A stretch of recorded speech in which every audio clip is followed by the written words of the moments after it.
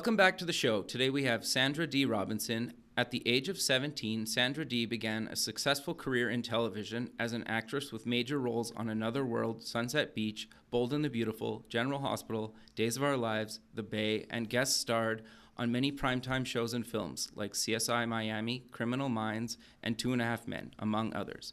As founder and CEO of Charisma on Camera and author of Impact, Secrets to Powerful Personal Presence, Sandra Dee Robinson is under demand as a coach, consultant, and speaker for companies, celebrities, and well-established experts to help them get what they deserve in life by naturally stepping into their most powerful self.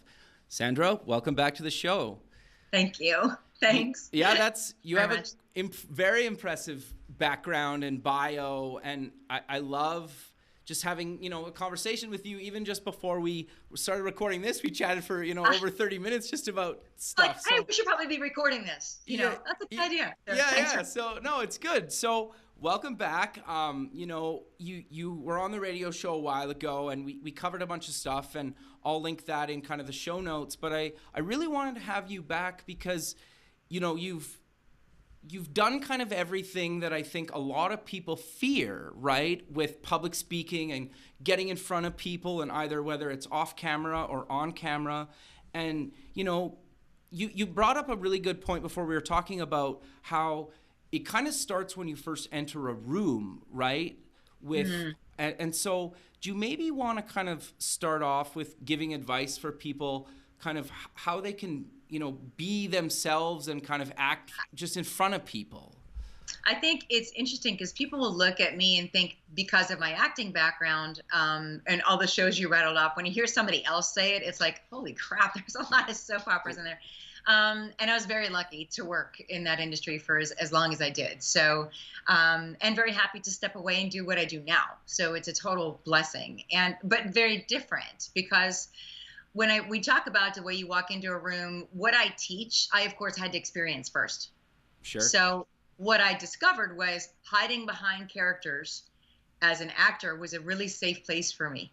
And I think that's one of the reasons why I was so good at. I don't think that's that unusual for actors, to kind of hide behind any artist. I actually work with artists, and whether it's music or fine art, a lot of artists or authors, they'll hide behind that stuff. And so I reached a point in my life where I had to learn how to be me and express me, not just through characters, but actually who I was. And that's why I teach what I teach. So for me, you've got people that are watching this that are starting a business, thinking of starting a business, really want to step out and make an impact in the world. And wherever they are, what people don't understand is the way you show up, it's a broadcast. So I had somebody say to me the other day, there was a girl that was here at my ranch and she was washing the horses. And some of my friends, we were out of town. And my friend showed up and he says, well, I went over to her and I started talking to her and she wasn't very nice.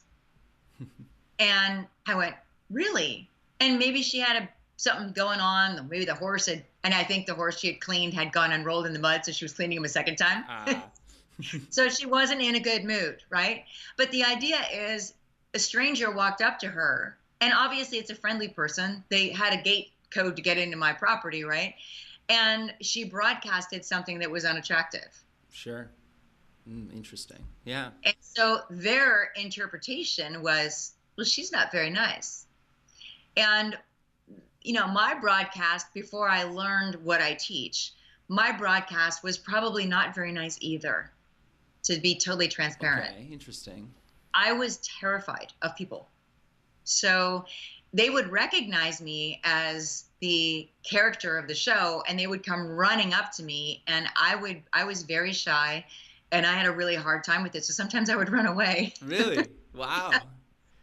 Or I just would be very quick in my answers, and it was because I was scared. But what I was broadcasting wasn't really what I wanted to broadcast. I don't think the little girl that they ran up to, they said she wasn't very friendly. I don't think that girl wants to broadcast that she's a snot. Sure. Right. So what are you broadcasting? Because if you walk into an event and you're going to be meeting people that can help you with your new business, you got to understand you're broadcasting something with the way you dress, with the way you walk in the room, with how you start a conversation.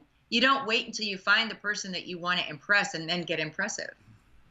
Yeah, that's fair. So, Yeah. how do people work on that? Because I think a lot of people are scared, right? And like I would put Yeah. myself in the same boat. So, Yeah. Well, you're doing something that you admitted scares you. fair. Right? Doing Yeah, the very radio much so. show. And then the radio show has success. So now you're doing this, which is a step more, a step further out of your comfort zone. And how do you get better at broadcasting yourself the way you want to be seen?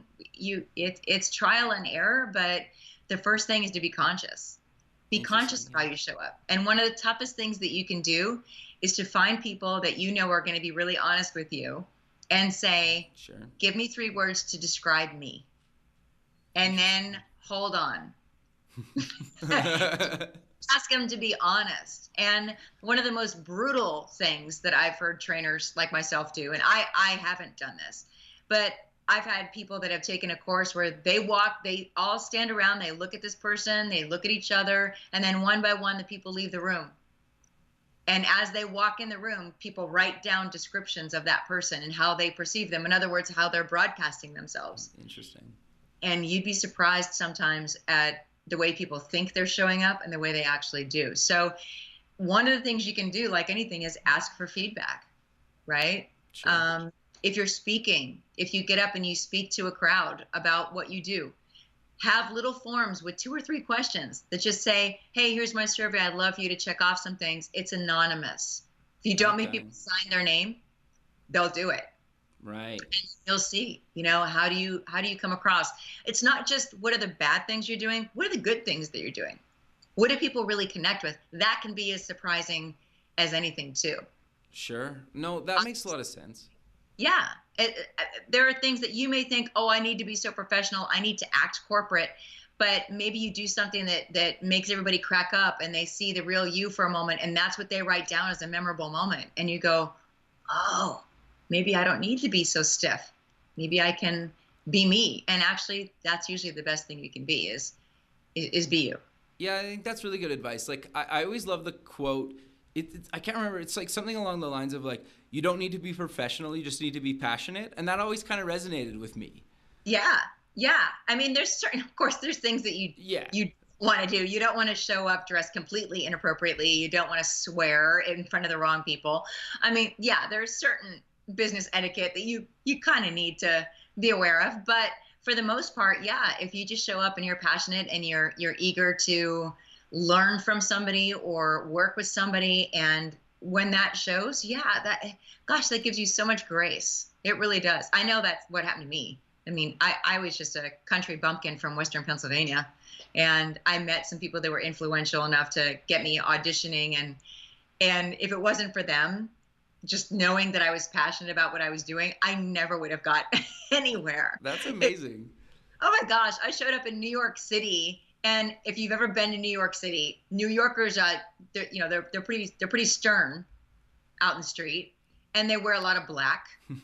And I mean, because you walk a lot, and it was kind of dirty. It's a city, so there's a lot of black. There's a lot of a somber look, and I show up from the country with my white granny boots, my white clothes, my white skirt, my hair all curled like Miss Pennsylvania, and they're like, "What is that?" That's funny. Yeah, I was broadcasting a whole different channel when I showed up. But it was the passion that gave him the grace, or gave me the grace that allowed me to have the opportunity. And there's plenty of people that can attest to the same thing. And so you're very, very right with that. You're so right. But when it comes to actually getting into presentations about what you do, then you have to be a little bit more prepared, Sure. And prepared can just be learning more about your audience. What do they need? How are you going to serve them with what you have? And then you show up ready to do that. Okay. So what advice would you give people to learn about their audience? If they're going to be speaking, let's just say, use a couple of, like, okay, for instance, here, I'm on a show, I'm being interviewed. Sure. And one of the first things I asked you, rather than assume that you have the same audience as you do on your radio show, I asked the same question about who's your demographic, who is this show for? Sure. Because it could be exactly the same, expected, or it could be, no, I'm trying something different. This is actually a whole different focus. So I need to know, what are the ages? What's the influences that they have? What are they in need of? Because my question to you wasn't for any other reason than I want to be able to serve as best as possible. So I have a wide variety of things that I can talk about, basically all around presentation, showing up, whether you're on camera, off camera, using video, presenting in front of a crowd, networking. I mean, there's 1,000 different ways that I can address your audience, but I want to know what's the way that I can serve them the most. Sure. And with what you gave me, I said, okay, I'm doing this series coming up about broadcasting and how you show up, whether it's your bio that you send forward to somebody that you're going to be presenting for, or whether it's what you wear, how you start a conversation, how you shake somebody's hand, to what you do when you walk up on stage. I'd love to cover a little bit of all of that if we could, because I'm so hungry to get this out to your people. But sure. Yeah, I mean, we mentioned bio. Yeah, I think that's great. I was just going to ask you that. I think we were kind of talking about that before, and I think it's super important. So I've had this struggle just with guests on the show as well. But what do you recommend to people, when they are sending kind of a bio and a photo? Well, you will be asked for a bio, even if you are brand new in your business, you're just launching it and you're just coming into this field, whatever it is, they're going to ask for a bio. And even if you don't have a lot of credits in what you do, you don't have a lot of awards in what you do, create something that shows that passion, that shows what drew you to what you're doing. You have a personal story. Maybe that's all your bio is, but a bio and a photograph, yeah, you can always have them professionally done, and I actually do recommend that you have somebody professionally write your bio. Or if you're a writer, at least learn how to write a good one. Because a boring bio, even though it may be heavy in credentials, is one that starts with, Mr. Jones went to such and such a college and has been in the industry for 35 years. He has won this award and that award and has 3 children, and boring. Who cares? It's not entertaining. It doesn't pertain to me. I don't care if you went to Harvard if it has nothing that I am interested in your content, right? How am I going to identify with you? I didn't go to Harvard. You going to Harvard doesn't mean anything to me. I'm not connecting with you emotionally whatsoever. So have a bio and you can get a bio for $250, $200, maybe even less, but get one that talks with your voice. That is you. So start with an anecdote, start with a story, start with a quote, start with a belief that you have that has propelled you into the field that you're working in. Start with something that is engaging right off the top. It's just the same as whenever you're stepping up on a stage. You want to start with something, with an anecdote, with something that's going to make people connect to you. The bio is essentially a short version of how you're going to show up. So what do you right? So what are you broadcasting when you send somebody a bio? So if I get a bio that is boring, I would expect the person to be boring. Fair. Yep. Right? Yep. So if you're going to settle for handing me a bio that is average, it's going to broadcast to me that you're okay with average. So when you're building a business, there's a few things that I think you need to spend a little bit, not a lot, but a little bit of money on. So if somebody wants to interview you, bring you in as a speaker, have you speak at a lunch and learn, have you speak for free. I don't care if you're speaking for free. It's an opportunity to broadcast what you're all about, but be prepared. So have a bio, have a good photo. We were talking that cell phones right now, iPhone has an gorgeous HD camera, and you have all kinds of filters and things on there. So I absolutely will recommend really good photographers in several different cities. And I think that's a great investment.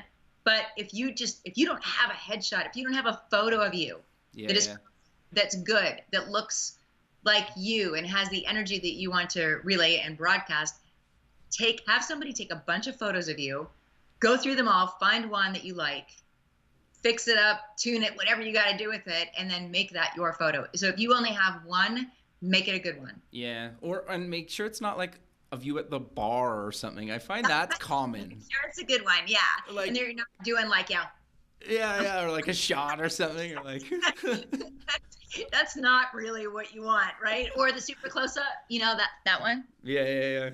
Yeah, that we don't want that. We want something that's kind of framed like you and I are framed right now, with a pleasant look on your face. Don't look stern, don't look mean. Don't look tough unless that's your particular brand, right? And if your brand is funny, be funny. Look like what we would recognize you as if you walked in the room. Sure. That's really good advice. So Yeah. I'm curious then, what else do you tell people about when they're trying to work on kind of not necessarily like public speaking, but a lot of the show audience, they have to like pitch to investors or even stand up in front of their team, right? And talk about things that are good, bad, or other about the company. So what do you tell people about getting over that fear almost? There's a few different things. So first of all, if you're speaking to an audience where you're giving information about your company, you're serving them, even if you're pitching for their money. Okay. You're serving them, because if you pitch correctly and if you really have something of value, you're going to be serving them. It's going to benefit them, right? They'll be part of something that's going to be amazing. And that's the attitude that you have to have. You don't walk in. There's something that I love to describe when it comes to situations like pitching to get people interested in your business, or even to sign up for your business. And this started back in acting, because a lot of actors go to an audition and they walk in with the pick me, pick me, pick me, pick me attitude. And I think out of naivete, I was so successful, especially in the beginning, because I walked in going, all right, I'm here. Yeah. And like I said, it was really more naive than ego. I just thought, you called me in because you want me for the part. So here I am. I am the part. And I totally became that character because I didn't have value for myself, which was a whole nother issue. But I totally became that character the moment I walked in. And because I was so committed to that, I think that's why I had success right off the bat. And it's the same thing when you're pitching for your business. You walk in and you are so committed that they are in the right place, that you are the right investment for them. That's what you're there. You don't walk in going, please give me money, or please become my customer. You walk in going, I'm here. I'm the best opportunity that you've seen. Let me tell you why. Yeah. It's like, not from a big-headed place. Yeah. Just from excitement and passion and, okay, let's do this. Right? I've really noticed that too. Like if you kind of come in, if you come in almost like stern a little bit, right? Like, it's your fault if you don't pick me, kind of attitude, right? A little bit. Yeah. That seems to work a little bit better than if you kind of come in like, oh, like kind of scared, and it's interesting, right? I had one woman say to me, she was going in to pitch a big company, and there were other companies alongside of her that were bigger than her. She was small potatoes going into a big opportunity. And she said, I'm just really nervous. And I said, okay, what are you nervous about? And if she said, as you would expect, well, the other companies are so big, and I said, well, what are you going to say? She goes, well, I'm probably going to walk up and go, hey, I know that I'm the smallest company that you're talking to. I'm like, no. And I hesitated to go, and then what are you going to say? And she says, well, I don't know. Because I think that's a bad thing. I'm like, okay, let's reframe that. And so, yeah, maybe you are the smallest company. So you can still start. I gave her the same start. Like, you can still start saying, hey, but you're going to walk in with assertiveness, and you're going to, shake that person's hand. You're going to say, hey, thank you for seeing me. I'm probably the smallest company you're going to talk to about this, but let me tell you why that's a good thing. Totally. You ought to turn it into like a positive, right? Right. Yeah. Why is it a good thing? And she goes, well, because we have fewer people for them to call, and we're more hands-on, and I'm like, bingo, write those down. That's where you go. And all of a sudden it was like, oh, right. Sitting as an actress for so long at an audition, there was always somebody thinner, younger, more beautiful, bigger boobs. Like, there was always something, yeah, right? Sure. That you could look around, and guys, same way. They could always look around and find a guy that was more muscular or taller or more chiseled. Like, you can't do that. You just have to walk in and say, here's why I'm awesome. Yeah, no, that's good advice. But you have to come from a legitimate place. You can't walk in when you have nothing and just spew forth, crap. You have to do your homework and know how to serve them. That's when I say you have to know who you're talking to. And if you know that, then you can walk in and say, here's 3 reasons why you should be working with me. And it's look them in the eye. And I have a lot of, especially younger people, that have a really difficult time with that. Yep. Eye contact is huge. Shake firmly handshake, 1, 2, 3 times, take your hand off. I mean, people that shake with a weak handshake or a bone crusher, that handshake is actually a very intimate moment. Sure. And that tells somebody a lot about you. So handshake like you are confident, like you are their best buddy in the whole world and you're going to make them a ton of money. That's how you handshake. Sure. That's good advice. Yeah. And so I'm curious then, like, obviously you kind of mentioned a little bit earlier about a lot of this is just like trial and error and practice, right? Like the more you do it, yeah. And I think the thing is too, like almost practice with people you're comfortable with. And at least the thing that I found is doing the show is I try to sometimes have people on the show that I almost find intimidating because it pushes me out of my comfort zone, if that makes sense. Absolutely. Yeah. I have people that come to me for interview training, you know, and they're doing shows like yours and they've got somebody that intimidates them and they're like, oh my gosh, I don't know what to say. Well, that person, even if they are the tops in your industry, they're a person. Yeah. I mean, they may, if you approach them with an absolute authentic curiosity. So if you're interviewing somebody, or even if you're going in to meet somebody that's could be a potential peg in your ladder just to where you want to go, approach them like a human being, not like a peg in a ladder to where you need to go, because they'll smell that a mile away. Yeah. And be authentic about it. If that person is more successful than you, then look at them and go, I wonder. And what do you wonder? Do you wonder who inspired them? Do you wonder what their first job ever was like? Because they're successful now, where did they actually start? What was the worst job they ever had? What was the best day they ever had? What was the worst day they ever had? I mean, what is it that you most want to know for real? And ask them. And if it's not a question that they've heard before, if it's something that's legitimate curiosity on your part and has them talking about who they really are, that's one of the things that we were saying, that a good interviewer can make connections with people, that it's not just, oh, I have so-and-so's number, but so-and-so will actually pick up the phone when you call them. That's making a connection. And that's how you do it. So whether you're interviewing like you're doing or going into an interview or meeting somebody that can help you in your business, it's really about building that rapport and building that relationship.